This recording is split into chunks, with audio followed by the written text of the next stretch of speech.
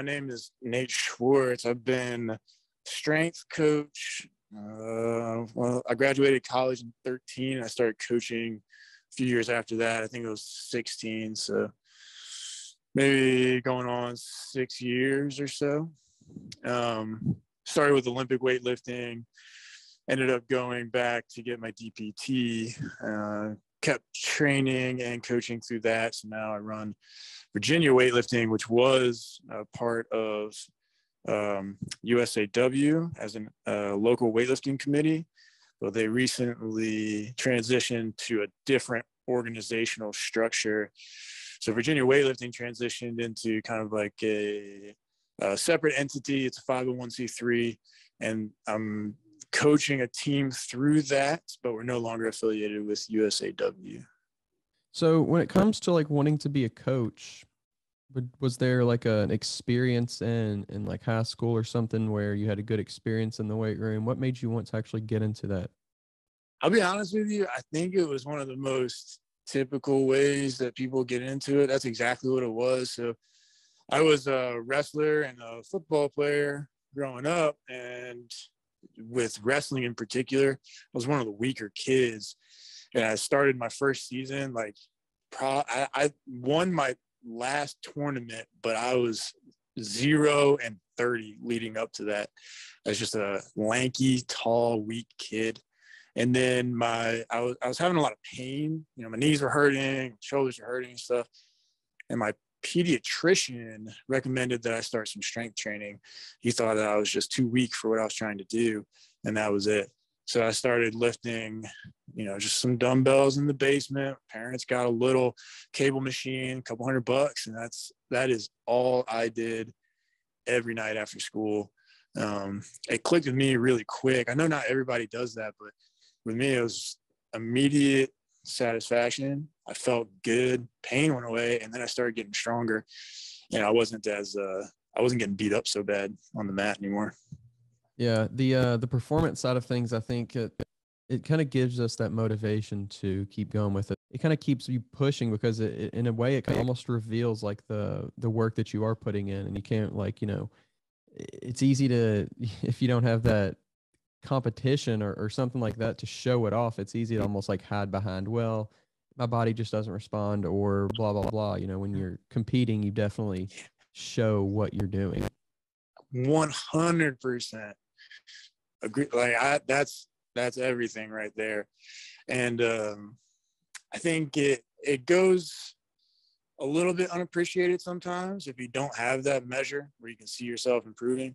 But I don't think there's a whole lot of other things you can do on a daily and weekly and monthly basis where you can see such a direct, you put in this amount of work and you get this output from it.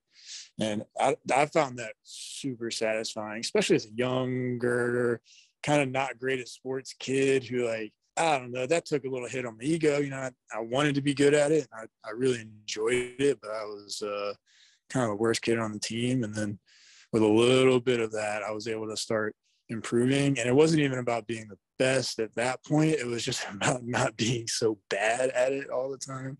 But that struck home with me. Yeah. So whenever you got into coaching, was there any kind of like preconceived notions about coaching? I'm a born introvert. I was not comfortable talking to people. I was not comfortable being loud and making my presence known. I wanted to kind of slink back and, you know, I was coaching, quote unquote, but I just wanted to be able to be there and be like, hey, like, do this a little better, and then walk away and have no more words. So I had one boss, mentor, he was just the guy who had hired me on as a coach because I was kind of good at Olympic lifting. And he said, you got to find a coaching voice. You have to be the presence and lead the group, or else you're just going to get run over. Nobody's going to listen to you, and this is going to be miserable. And he made me work on that every day. He said, you have to be loud. You have to start the training program, and you have to end it. You're here early. You stay until it's done, and make sure that you're leading everything. That was rough, man. That was not easy to get started with. Was there any struggle like at the beginning? Because I think whenever you go to school for something and you learn and you take a test and it's like A, B, C, or D. And then when you get into the real world, there's like a million different answers to questions. Was there any difficulty with that? Like, figuring out that, okay, just because I learned it like this, or I thought it was like this, maybe there's other right ways to do it? I'll be honest with you, I still struggle with that. That's pretty much universal, I think. I guess too, so I touched on it a little bit. I went and started my coaching career before I really had a formal education in it. You know, I had my undergraduate, but that was more on the science side. It was bio and chemistry. So I had a very brief understanding of human anatomy, but no kinesiology, no biomechanics, none of the basics you would normally expect for a coach. So I came in with an understanding that was almost purely driven from whatever I had from the weight rooms that I had been in. And that's just such a crapshoot sometimes. You never really know if what you're learning is quality, if you don't know what to look for. And I started going back, really like digging down, and got a CSCS and started pursuing an education in it. And it rocked my world a little bit, because personally, one of my biggest struggles, and maybe you can relate, or kind of somebody else who's listening can relate, was I had these, I guess, cultural or these axioms that I had learned, where it's like, you lift this way for this lift, and this is how it's done all the time, no questions asked. And then when you started digging a little deeper, it's like, okay, well, there's actually, there is some differences based on how you're built and how you're responding, and you can change things slightly and tweak them here and there and still be safe and still be successful. That diverge away from what you would expect and what you see a lot in a lot of gyms still, about how to perform certain lifts. No, yeah, I think it's tough, especially like I think having a competitive side to where you were taught a certain way and maybe you succeeded at it. And then it's like, well, if I did it, everybody can do it. And this is how I did it, so this is how everybody should do it, kind of thing. So no, I think it's really right. Like, tough. and you're trying to bring people up that way, and like, yeah, it works every time. Sometimes it does, sometimes it doesn't, but you're trying to do your best, and you're trying to help people, and you feel like you're doing the right thing. And then you start learning that it's like, well, maybe you could do it a different way, and it kind of rocks your world a bit. Right. It's definitely, I think, it's almost like an ego hit. You have this idea of what it is and what it should be. And then all of a sudden it's like, oh, wow, how do I kind of like readjust my own beliefs, and then therefore like kind of like my teachings onto this new idea? It's really hard. I think it almost makes you question like what you've been doing for, the previous time, especially in like whenever it comes to coaching. 100%. I don't know if you're describing it like to the T, but you run across the Dunning-Kruger curve. That's exactly what it feels like. You start to learn a little bit, and you kind of feel like you don't know anything at all, and then you learn a little more, and you start getting a little more confident in what you do know, and then you start to realize what you don't know still. It's a whole, I don't know, I still ride that cycle. So going from like your own career, going from, starting out lifting a few weights to get better at sports, and then looking at today, how have you seen weightlifting, whether it be, the culture or whatever, how have you seen it kind of change with this new younger generation of weightlifters? I think that's a really good question. I sometimes struggle understanding what motivates some of the younger weightlifters, and I think maybe that's part of the cultural change.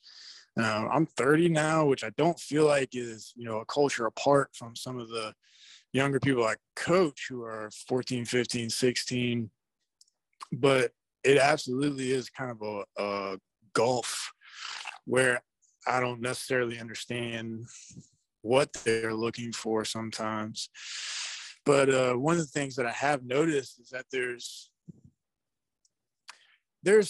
certainly similarities with some of the younger folks, where you have certain personality types that I think still hold true. You have kids that are a little more quiet and reserved, kids that are a little bit more loud and boisterous and attention seeking and enjoy that piece and are extroverted, and that still holds true. But really being able to connect to something that's meaningful for them is where I struggle personally, because I think they're looking for something with weightlifting and fitness and sports that might be slightly different from, the typical, like, I just want to be the best at whatever I'm doing that you might expect from somebody coming into a weight room environment, not just, a Gold's Gym, a fitness enthusiast. So I don't know that I have a great answer for you. Have you seen an emphasis change on maybe like the recovery side or on what's important during, when you're lifting weights? Has there been anything like that, big changes that you've seen from where the emphasis stands when it comes to improving? I have. And you can tell me if maybe you've seen something similar, because it might be just our area or maybe just the culture that we've kind of run into. But what I've noticed, so going to your point on recovery, about being able to go from session to session and improve day to day, there's obviously a huge emphasis on it just all around the fitness community now. And I think the kids are starting to get it. And the first thing that,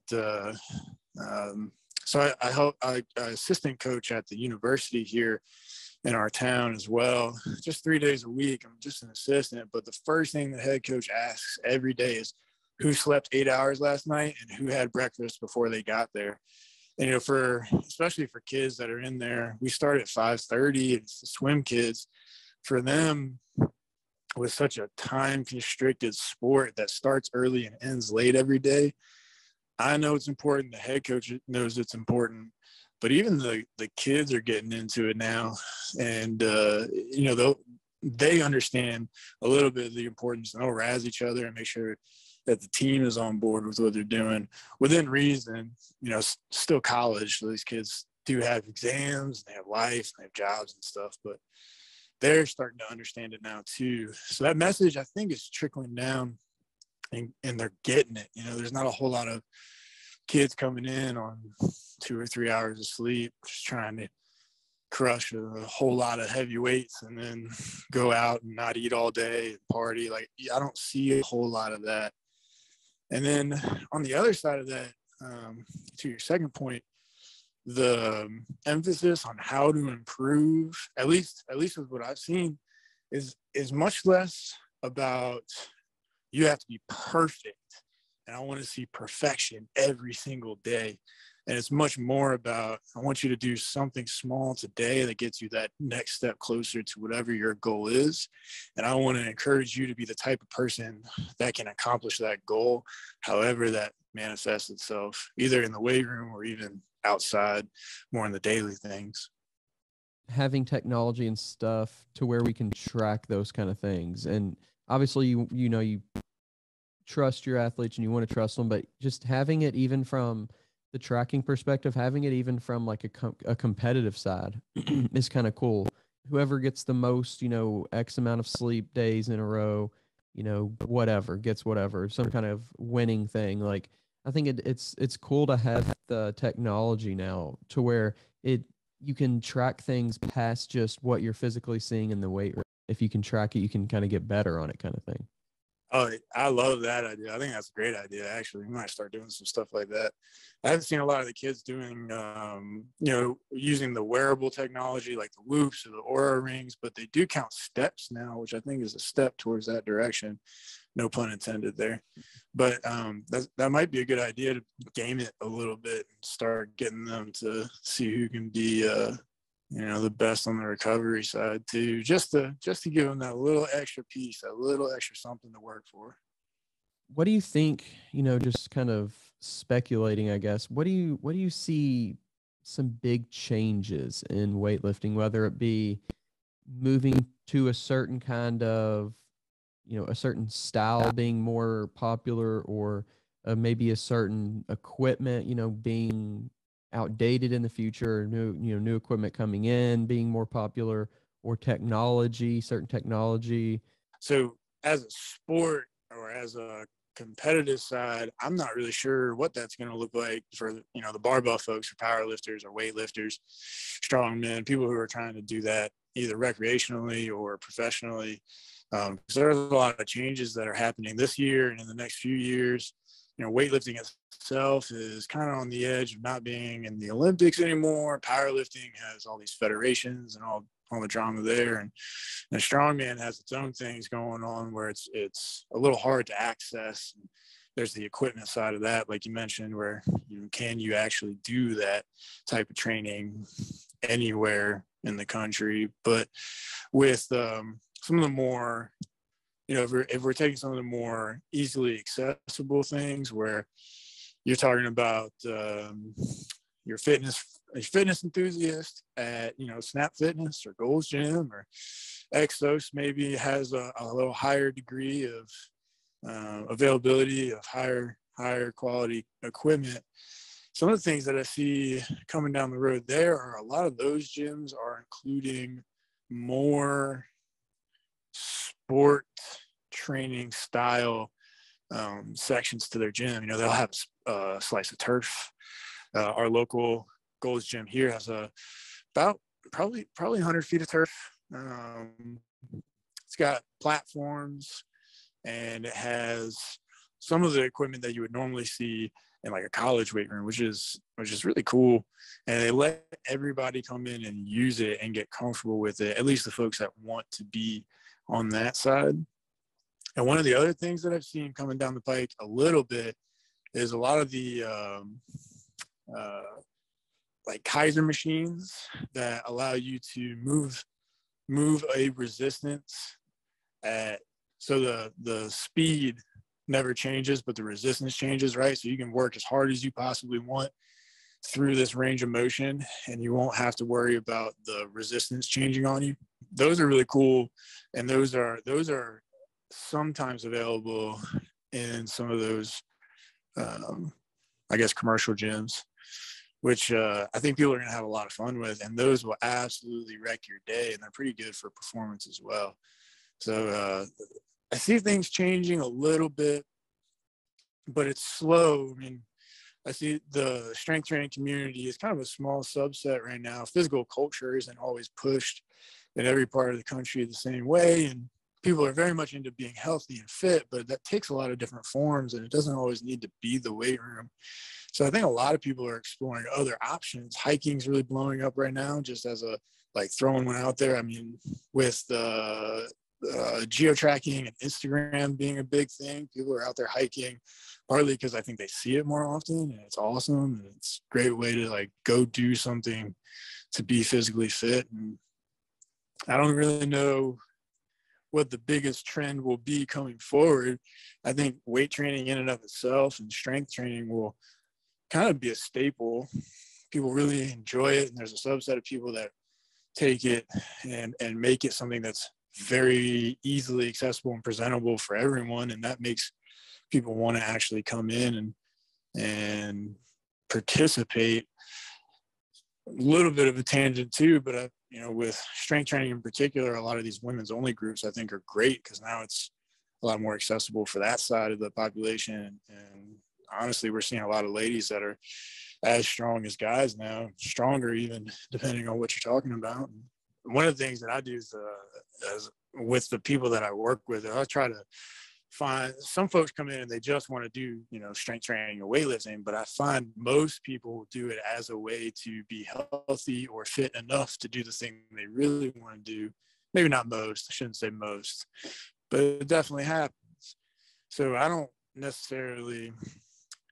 how this is going to sound. I don't necessarily care about your fitness and your strength, but what I'm trying to do is meet you halfway so that you're fit and strong enough to do something that really gets your chili hot, whatever really gets you fired up.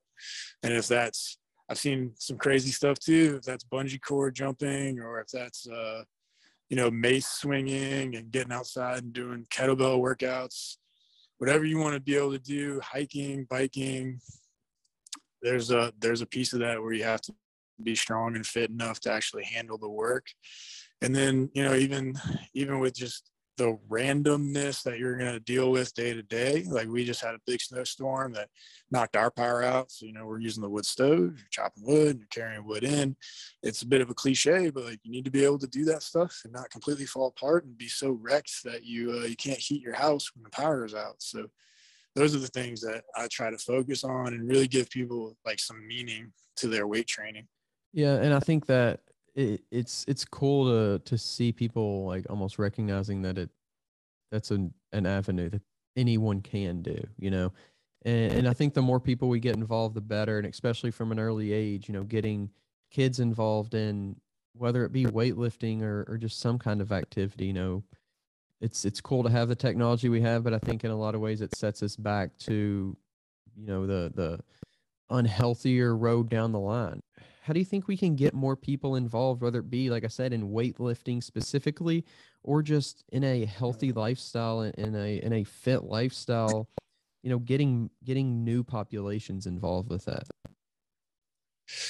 I think you hit on something there actually, and I mentioned earlier that I'm also a physical therapist, so I do that probably 30 hours a week right now. And one of the things that we see a lot of is people really digging into those kind of leisure activities, spending a lot of time watching TV or trying to, you know, go to day spas is a big one around here, and essentially find entertainment and comfort and things that are very sedentary, video games, a lot of computers and screen time. And then they come to us and now they're 50, 60 years old and they're getting ready for retirement and they want to go do things like travel the country or spend those golden years in a more active way. And they can't, they're in so much pain or they're so deconditioned or, you know, God forbid they have a minor surgery that turns into a major issue. They're limited in what they can do. And that's starting to come around from some of the older generations. See a lot of people coming into retirement that are having those issues from a lifetime of being in front of a screen. And I think, and I hope that they'll start preaching about, well, keep up enough so that you can do the things you want to do after your working careers, your working lives, and that'll start to trickle down as well so that we kind of balance out a bit. You know, we push pretty hard into technology and advancing that way culturally, and maybe we can balance out so that people stay physically active enough to actually enjoy themselves after their working lives. But I do see that a lot, and it's not always an easy conversation to have, but people seem receptive to it once we start the conversation and we start explaining what we would like to do and how we'd like to get them back to the activities they want to get to. Yeah, and I think a good direction kind of to take, especially the youth end, would be like an interaction between the active life and technology. And kind of one thing that comes to mind, and it certainly was a big craze for a while and had people somewhat active, was like the Pokemon Go stuff, and just how how something as simple as that got actually people, even if they were driving around, like at least they were driving around, getting out of their car and doing something. Like they weren't just sitting on the couch. But yeah, it's small things like that. And I think like with virtual reality, you know, getting people, instead of sitting in front of a screen and playing a game, they're moving their body to play the game. Like I think if we can get that part of like the technology to be more interactive with being active, I think that's where we'll catch a lot of a lot of the youth, because once we have this technology, I don't think we're going backwards to not having it, but we can make it more interactive to be active. Yeah, I'm with that, man. My PT school actually had a virtual reality to treat back pain program. So I mean, nailing that right on the head. My stepdad got so caught up in Pokemon Go, he was sore from how much walking and running he was doing to try and catch all his Pokemon. And he's 50 or 55. He never played Pokemon in his life, but I think those are great examples. It's definitely an interesting future. I think how we do combine technology and still staying human, really, in a way, because I think with a lot of the stuff going on with even like the metaverse, people are thinking, it makes me think at least, like, what is it going to look like in 20 years? Like when that does really it just gets more created. It gets more interactive from that aspect. Like, are we going to be sitting in a chair with a pair of goggles on or glasses on? And are we just going to be almost like in a dream state, our mind really just taking over our movement from a virtual perspective? But it's crazy. It's crazy to think about all that stuff. It's scary, but I enjoy where we are now with the technology. And, I think it just comes down right now to a personal choice. You have to be able to turn off Netflix. You have to be able to get away from your phone and step away from all that stuff and just go outside and walk, or go do some weightlifting, get involved, be competitive. I think that's it. As much as competition is almost in a way looked down upon these days, I think if we can get more people involved, it's such a human, I think it is very human to be competitive. And if we can get more people involved in it and good and successful at it, I think that's where we see people sticking with it. I'm 100% with you. Even if it's not competing to be, world class, just competing in something and having that outlet is pretty vital for most people. I think maybe it goes unappreciated, but that's one of the things that keeps me training and keeps me active for sure. Man, it was good to have you on here today. It's good to talk to you and kind of hear your perspective on things. I appreciate you, having me on and spending the time to talk to me. Yeah, thanks. Thanks for everything. Absolutely. And if you want to share any social medias or anything like that before we go, you can go ahead and do that. All right, sure. Yeah, we Virginia Weightlifting has an Instagram page. It is just at Virginia Weightlifting. There's also a website that is virginiaweightlifting.com. And I think that's most of our social media and everything. It's pretty basic. I'm not the most active on the website and the social media side. All right, man. Well, we'll definitely put that down below in the description if anybody wants to check that out, get involved, or just, check out what's going on out there in the weightlifting world.